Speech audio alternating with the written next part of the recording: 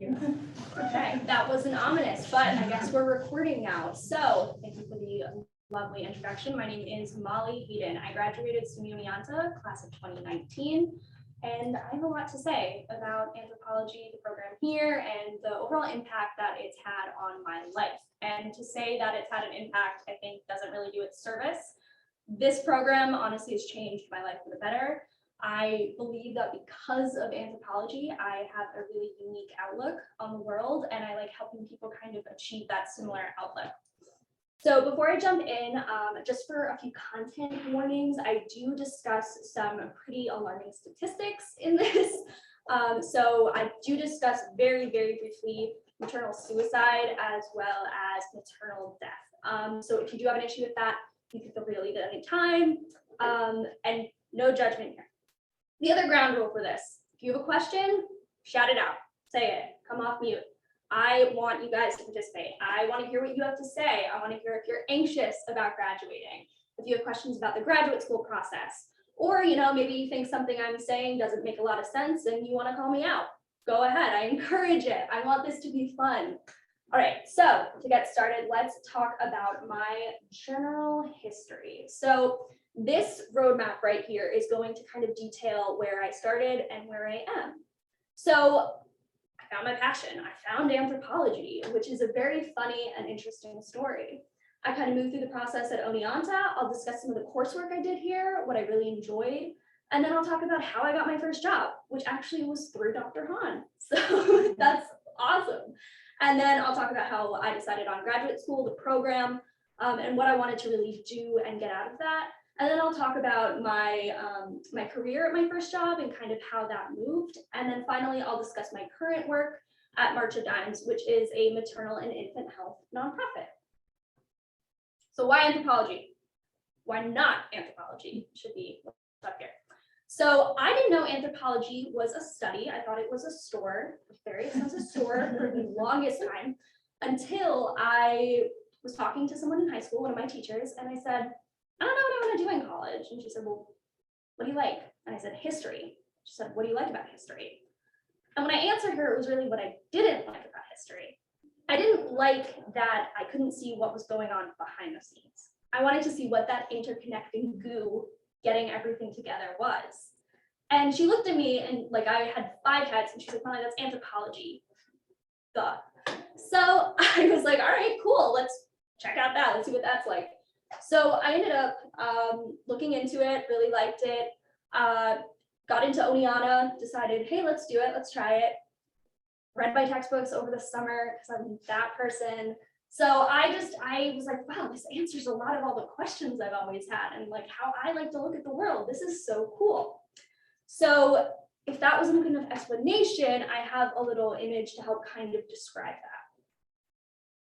So in public health, this is called an interrelationship digraph, and it's used to illustrate the causes and the root causes of an issue.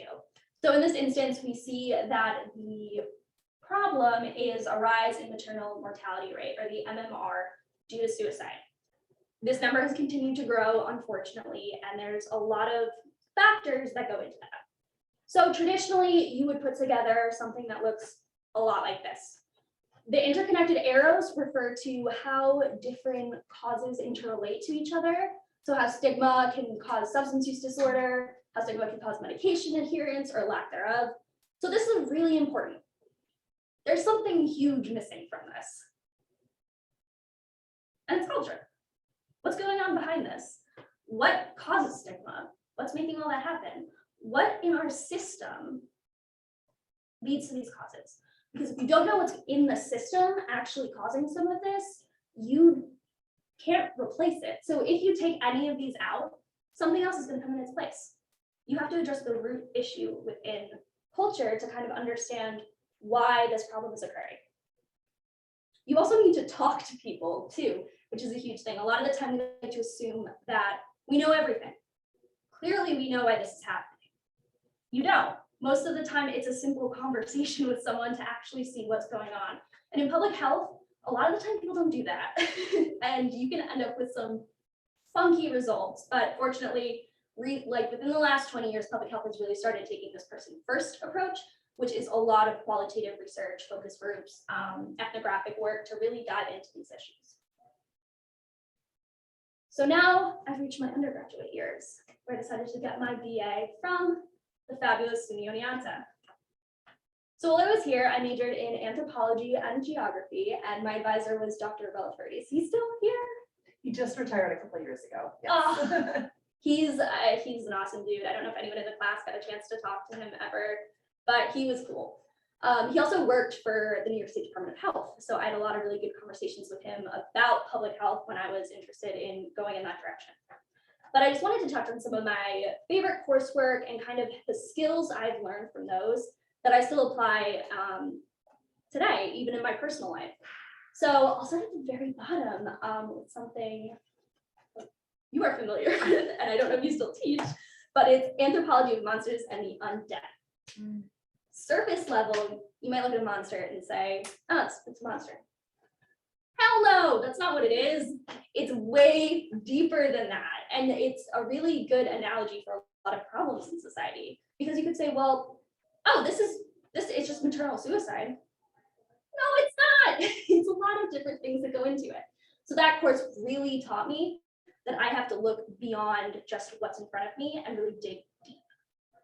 Next was human bio and culture change that Dr. Rudzik taught. I don't know if she still teaches it. She does. Awesome. Take that class. It's a phenomenal class. You will learn so much about the interrelationship between culture and biology, disease process. It is phenomenal.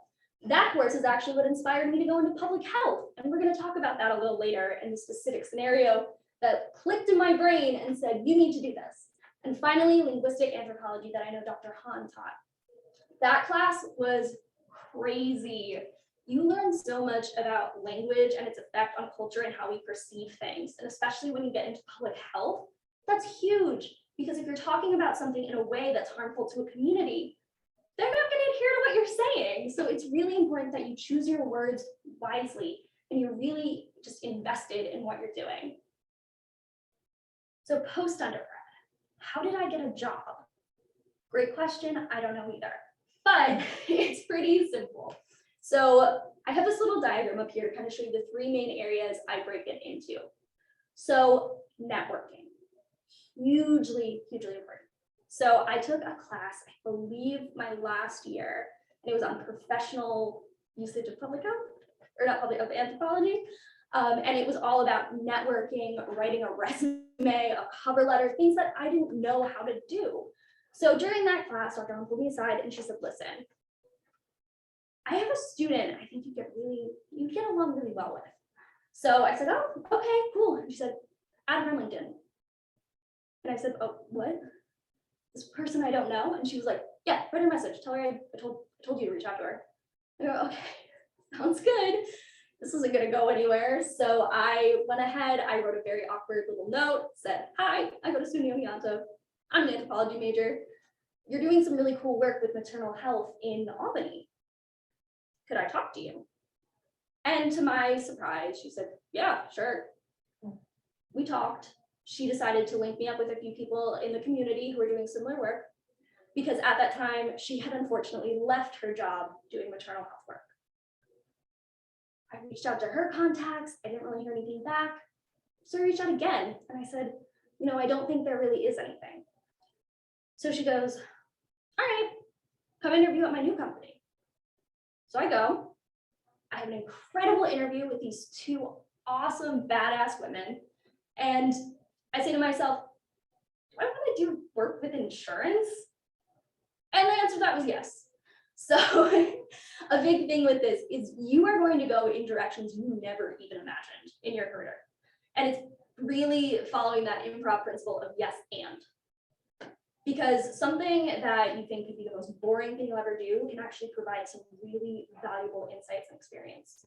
So I worked in insurance and I learned a lot. I made a lot of connections. My boss ended up actually being the former New York State Medicaid director.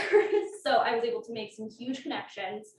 And then through LinkedIn and through more people they hired, I just formed this tight little network of people.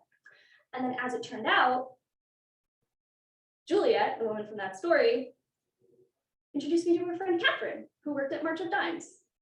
And that's how I got my job at March with Ems. So when people say that it's really who you know, it's really who you know. It can often feel really nerve-wracking and uncomfortable when you reach out to people for the first time.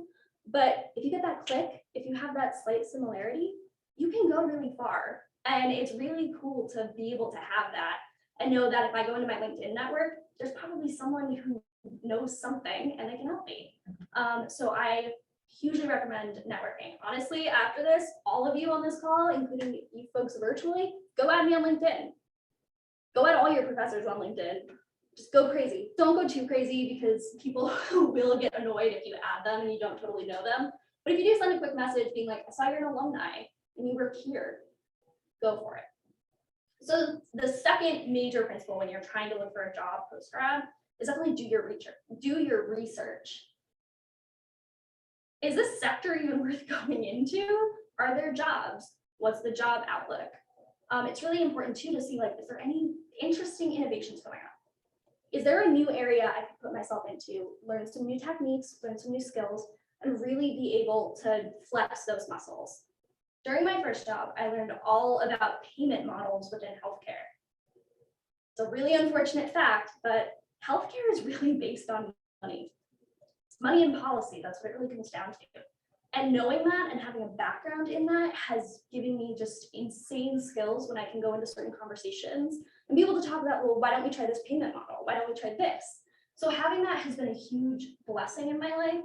And I'm really glad that, I did my research, saw that value-based payment in New York is a huge thing. Just look for it. And finally, the most important part, be honest with yourself. Is this something you can see yourself doing? If you don't like sitting at a desk, don't do a desk job because you will go crazy. I promise you. I've been working remotely for the past 2 years. I'm not a remote worker and I'm going crazy. So it's definitely something you need to learn. If you don't like working with people, don't take a customer facing role. Don't work with clients. See if there's more work that suits you. Maybe it's working with data. Maybe it's doing literary analysis. Whatever it is, find something that you enjoy and you're passionate about. So this is just a quick overview of the company I worked for. I started as a student fellow, so I was working full-time in the summers, part-time during the school year, and then I became a project manager, and they pretty much took me on full-time. So my last semester of grad school, I was doing grad school and working full-time, which was a lot to handle, but honestly, it's a really good experience because you're applying a lot of that knowledge you learn in a real-life setting, so it moves from theory to practice, which in a professional setting is huge because you can learn all you want, know all the theories. People aren't data points. They'll do crazy shit all the time. And looking at them, it's kind of like, well, how do you work around these things? Because maybe sometimes theories aren't perfect. So how can you apply it in a way that makes sense? So during this time, the highest degree I had received was a BA/BS, and I was in the process of getting my MPH. Okay, so why public health? That's a very interesting question. When I was taking my biological and culture change course, Dr. Rudzik showed us a lot of different things, a lot of different interesting information on how disease spread, how culture change can cause disease spread.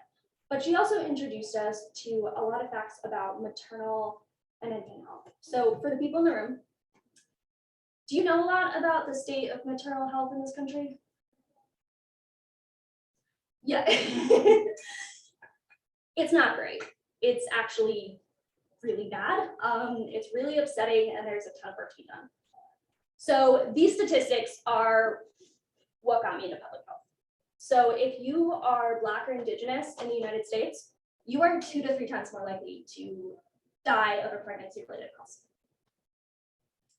To add to that, if you're a Black woman with more than a college degree, you are still 5 times more likely to die than a white woman with less than a high school grade. And then most damning of all, because originally when these statistics were becoming very relevant, scientists or public health officials started to think, well, maybe it's a biological thing. So they did a study looking at immigrant Black women versus Black women who lived in the US for several generations. No, it's not biological, it's living in the United States. If you just look at this as 2 to 3 times more likely, and you don't look at these other statistics, you don't get a complete picture. Black women in the US die because of systematic racism and bias, lack of access to care, and it's awful. And I have become the least fun person at parties because I bring this fact up because more people need to know this. This is a huge, huge issue in this country, and not enough people talk about it. When I saw this, I realized there's a lot of things I don't know. A ton, especially about health in this country. And the more research you do into a lot of health topics, the more surreal it gets. So after I went home after class that day, and I just started doing a ton of research into this, into other health issues that I didn't know a lot about. And the information I found just was shocking. And I knew that I wanted to go into public health. I wanted to see what was being done about this. What are people thinking? What's going on? So this leads me to deciding on actually going to a graduate school. I knew public health, but I didn't know where. So a really important thing when you're looking at graduate programs is inspiration. Are you passionate about this topic?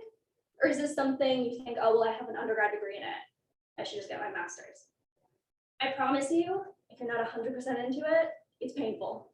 It is so painful to get your degree. I know a lot of people who've changed, who've left programs because they're just not into it. And I mean, the amount of time and effort and money you put into it, you need to love what you're doing. You need to be really passionate about it. The other side of it is research. So for your degree, what's the job outlook look like? So really, to be honest, it's not a fun part of this, but are you making money when you graduate? Because you have student loans to pay back. Do you have to do a thesis? Are you comfortable doing a thesis? Is there funding? A lot of master's programs don't necessarily have funding because TA positions go to PhD students. Are there scholarships? Would you be living in a city? Would you be able to have a part-time job?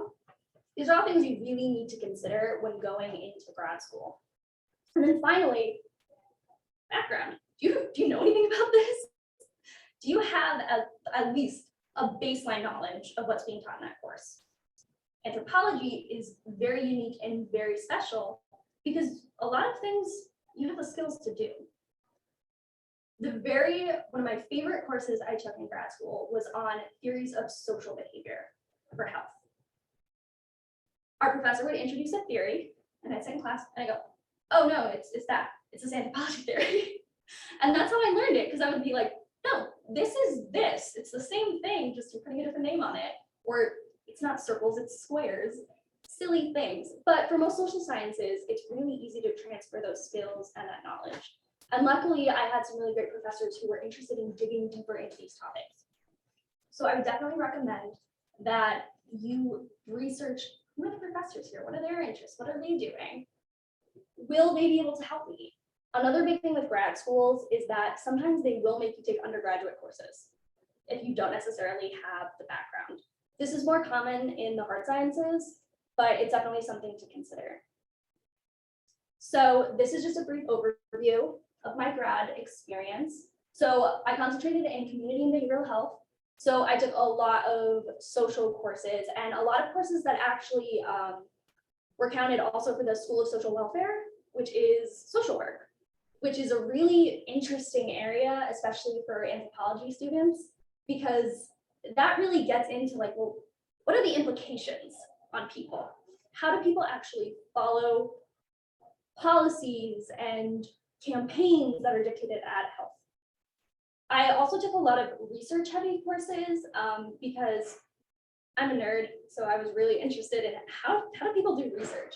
So these courses were actually through the communications department because the our public health department didn't offer a ton of research heavy courses. So I took a qualitative research methods course, which focused on focus groups and how do you facilitate them? Because in health, that's huge. Being able to talk to a large group of people and being able to say, you know, what's going on? What do you see as the root cause of this? And then finally, I took health communication. And the paper that was mentioned at the top of this conversation actually came out of that class, which was so cool that I was able to actually apply what I was learning into a real study.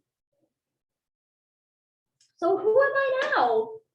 I'd love to know because I don't. But I'm a grad. I have a master's in public health.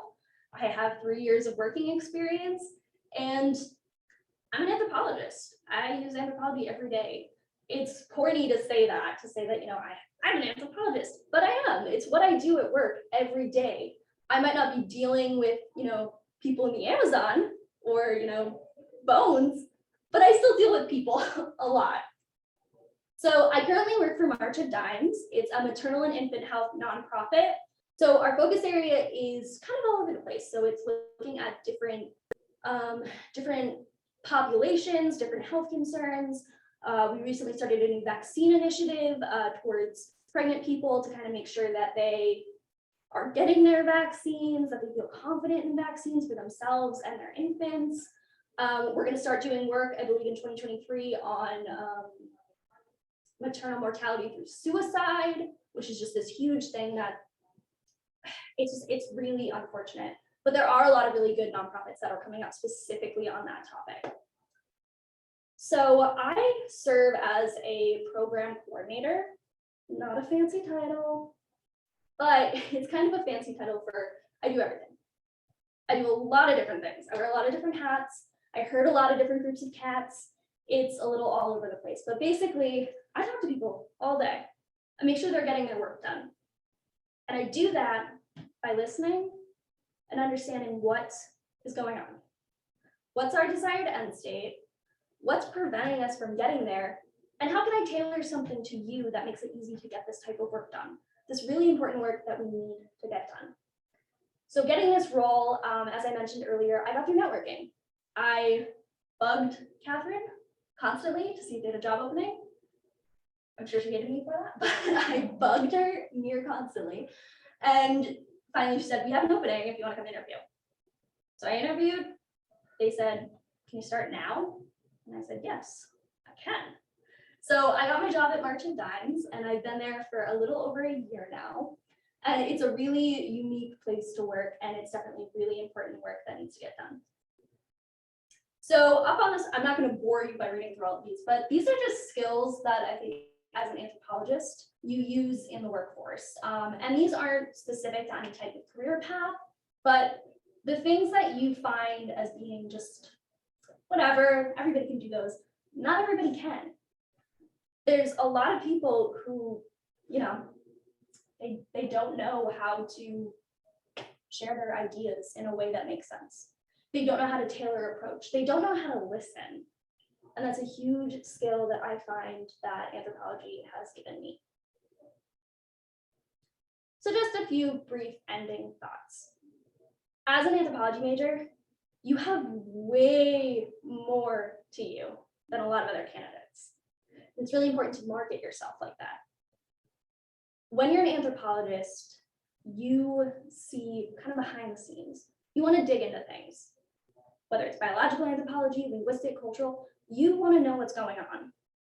And for the most part, if you're anything like me, you won't stop until you do.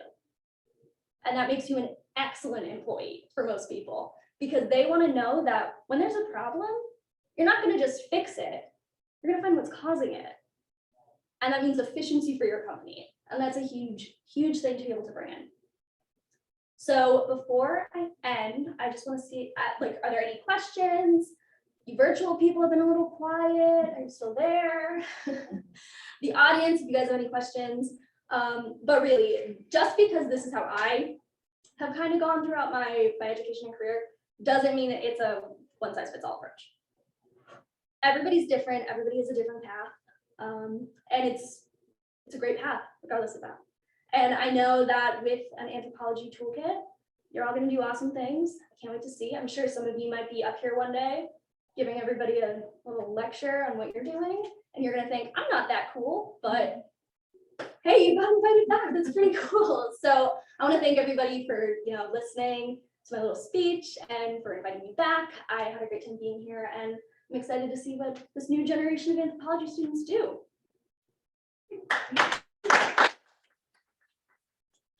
Great. Oh, you got a question? I got a question. All right, hello. So what undergraduate classes outside my research were helpful? So I would say, that's a really good question. Probably Anthropology of Monsters and the Undead, because it's a really good way to kind of look at how. Are you still teaching it, or I've only taught it one time. are you kidding? Yeah, I was planning to maybe offer it next year. Do it. It's such a good class. Yeah. Bring it back. Okay. No, because it's really cool because you get to kind of see a quote unquote monster, a zombie, a ghost, whatever, from a bunch of different cultures, and then understand what causes that, what is the internal anxiety that brings that about. And I think a lot of the time, especially in a working world, honestly, even when you're in grad school or just working with people in general, people can make issues seem way bigger than they are. And like, it's a completely different issue. And really being able to understand, well, this isn't what you're talking about. You're talking about this is huge, especially when working through a conflict with people. But that class was also just cool because we got to watch movies. We did watch. We watched some movies. I think we watched Shaun of the Dead and Get Out. we didn't watch Get Out, did we? I thought we did. No, it came out that year, I think.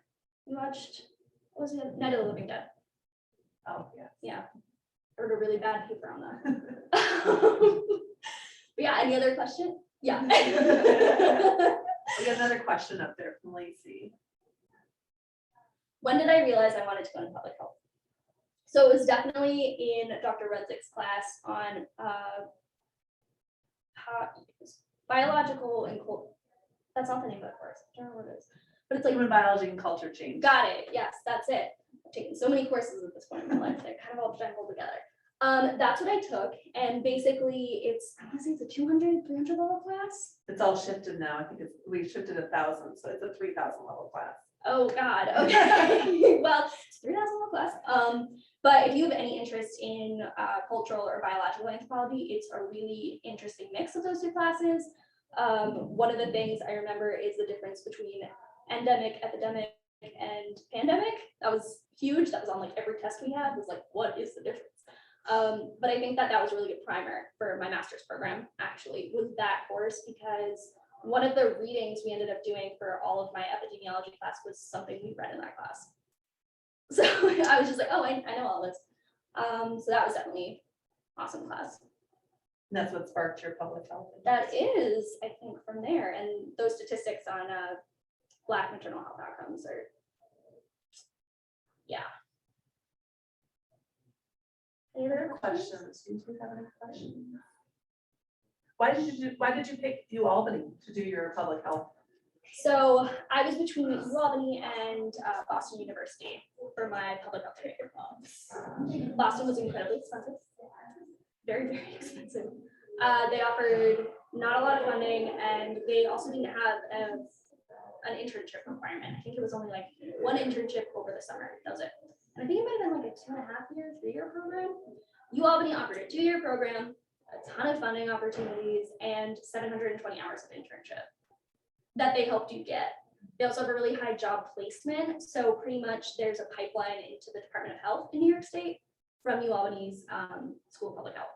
So a lot of the faculty actually work with the Department of Health. So you can make a lot of really awesome connections with people. But yeah, Great Danes. Went to the main campus once because the School of Public Health has its own campus actually. So. Other questions? Online or in person? Any questions? I have a question. Did you have any limitations or challenges like transitioning from your undergrad to grad school in different topics? Oh yes. Oh, absolutely. I actually wanted to drop out of grad school. My first semester, I had a couple of professors who I didn't necessarily see eye to eye on certain issues. And I thought, this program isn't for me. I should just go back to anthropology. That's where I belong. I'm not here. These aren't my people. And I realized, you know, I definitely had a really good conversation with my advisor, who was actually a social worker. And she was like, you know, get through this first semester, start taking my classes. And I did that. And she's probably the reason I stayed, because unfortunately, it definitely was a viewpoint. Some folks really don't want to see like deeper behind the issue. They just want to look at the stats.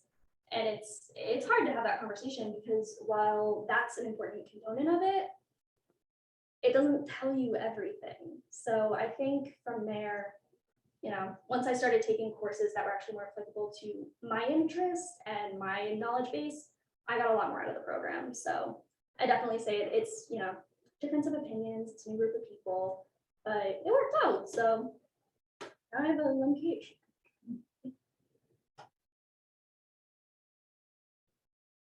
Question. I have a question. Yes. What else were you involved in on campus at Oneonta that you think benefited you in just your overall journey? Like at clubs or?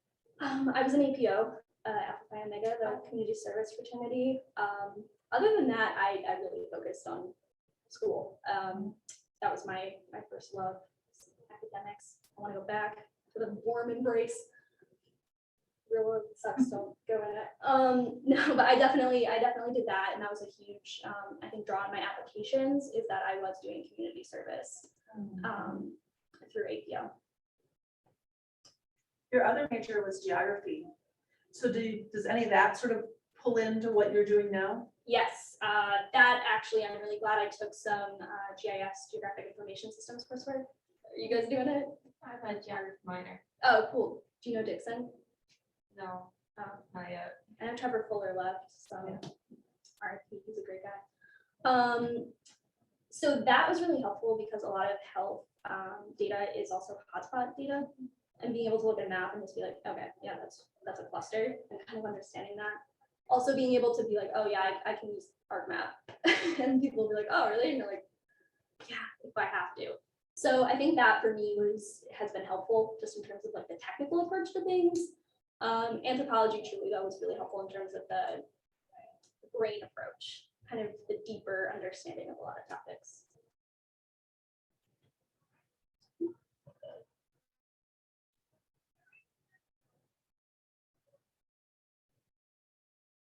Okay, so I think you guys can all read that and everyone in the chat can see it. So yeah, John Relaford was a fun guy, very helpful, I think, in a lot of things, actually, because he had a background in public health. He actually was very, oh, okay, cool.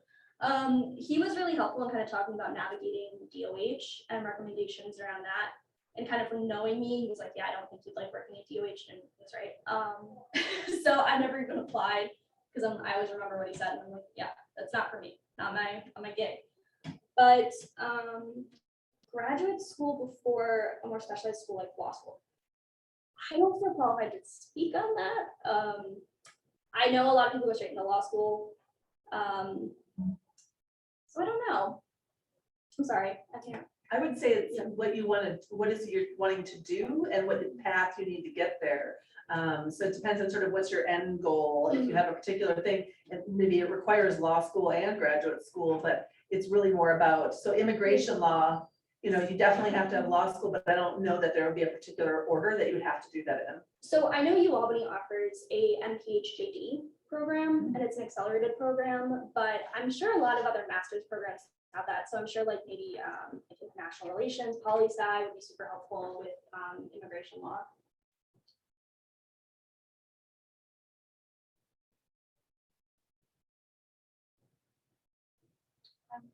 No. What's your dream job? Oh, that's to not have one.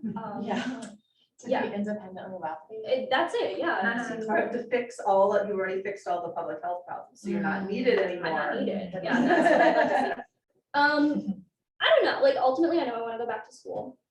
which I'm sure is probably a question we're gonna ask later. I have an ongoing application at UAlbany that I don't submit ever for PhD. The cool thing though, with a lot of master's and PhD programs is if you have a master's in that topic, a lot of the time you can get the credits knocked off, so your PhD won't take that long. I know that's how it is with the School of Public Health. It's like a 2-year PhD because I already did my master's. So that's always something to think about. But long term, I think I definitely want to be behind. I like being behind the desk. I like having coworkers and talking, but I do think I'd like to do more like ethnographic work. Like I want to actually work with people and talk about, what's going on with them. So something like that. Or maybe I'll just do a full 360 and go to med school. That's If you did your PhD, then it would be so that you could do more of the research aspect of Yeah. public health? yeah, I definitely would like to get more into research, which is a cruel mistress. But definitely for that. Any other questions? Anybody want all the answers to cultural 101? All right, well, if there's no more questions, then, well, thank you again, Molly, for No joining us problem. today and Thank for you for letting us having me. record this, so, because I know there's some students and faculty who want to see this later, so. Okay, cool. We'll Yeah. enjoy that, so let's thank Molly. for- Thank you. Thanks for tuning in virtually. Thanks. Great. Well, thank you, that was wonderful. And if you're comfortable, if any students ask, I'm gonna pass along your email to them if